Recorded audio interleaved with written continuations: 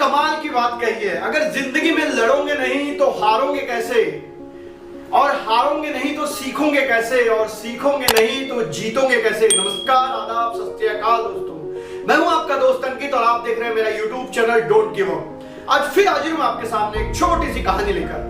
दोस्तों, एक कहानी शिवाजी महाराज से जुड़ी है। जी हाँ, द ग्रेट शिवाजी महाराज, जिन्होंने हिंदवी स्वराज्य की स्थापना की। जी हाँ, उस समय जब पूरे देशों में मुगलों का बोलबाला था, शिवाजी महाराज के जीवन में एक पल ऐसा भी आया जब उन्हें एक के बाद एक किले हारने पड़ रहे थे, और एक समय ऐसा आया जब उनके पास से बहुत सारे किले जा चुके थे।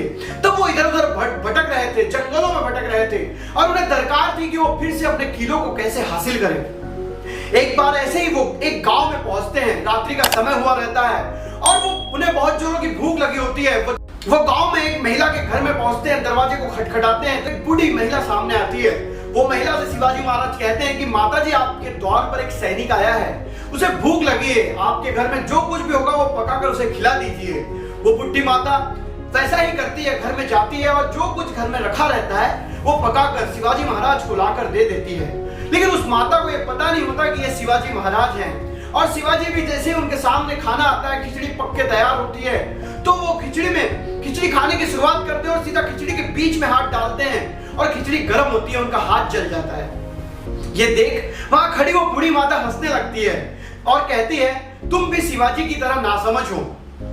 शिवाजी महाराज ये बात सुनकर अचंभित हो जाते हैं। वो सोचते हैं कि मैं जहां भी जाता हूं तो सब लोग कहते हैं कि तुम बहुत सूरवीर, गौरवशाली और बहुत बुद्धिमान हो।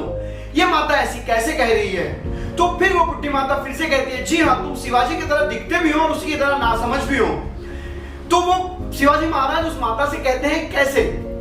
तो बुढ़ी माता कहती है कि अगर तुम साइड की खिचड़ी खाते तो वो ठंडी हो चुकी है, लेकिन तुमने सीधा बीच की खिचड़ी पे हाथ डाला, जब जो खिचड़ी गर्म है। उसी प्रकार शिवाजी महाराज भी जिन किलों को जीतना चाहिए, छोटे छोटे किलों को जीतना चाहिए, उन किलों को ना जीतते हुए बड़े बड़े किलों पर हाथ डाल रहे हैं, जिसके कारण उन्हें असफलता मिल रही है। अगर वो छोटे छोटे किलों को जीत लेंगे तो बड़े बड़े किले अपने आप उनके पास आ जाएंगे। शिवाजी महाराज को उस बुढ़ी माता से बहुत बड़ी सीख मिली कि जिंदगी में पहले छोटे छोटे डिसीजन लेने चाहिए, छोटी छोटी चीजों को अचीव करना चाहिए। जी हाँ दोस्तों, हम कहते हैं कि उस व्यक्ति को ओवरनाइट सक्सेस मिल गई। बहुत सारे सेलिब्रिटी जो बहुत सारे फिल्म के स्टार हैं, उनको अचानक सक्सेस मिल गई, तो वो सक्सेस अचानक नहीं मिली है। कई बार उन्होंने छोटे छोटे रोल किए होंगे पिक्चरों में, बहुत सी छोटी छोटी शॉर्ट फिल्म की होगी, बहुत से ऐसे रोल किए होंगे जिनमें उनको किसी ने पहचाना तक नहीं है। उस पूरी मेहनत के बाद उनको उस फिल्म में लीड रोल मिलता है। दोस्तों, अगर जिंदगी में आगे बढ़ना है तो इस सीख को अपने दिमाग में बैठा लो कि बदलाव एक दिन में नहीं आता, और अगर बदलाव चाहते हो तो रोज थोड़ा थोड़ा बदलाव करने की जरूरत होती है, छोटे छोटे डिसीजन लेने की जरूरत होती है, जो डिसीजन स्मार्ट हो। इसका मतलब ये नहीं कि आपने अपने बिजनेस स्टार्ट किया और 5 स्टार होटल में पार्टी दे दी। डिसीजन स्मार्ट है लेकिन छोटा नहीं। अगर आप छोटा डिसीजन नहीं लेंगे तो आप बड़ा काम नहीं कर पाएंगे। इस दुनिया में जो भी बड़े लोग हुए हैं, जो भी सक्सेसफुल लोग हुए हैं, वो अपनी जिंदगी में छोटे छोटे डिसीजन लेते हैं और उनको पूरा करने की कोशिश करते हैं। इससे उनका कॉन्फिडेंस भी इंक्रीज होता है।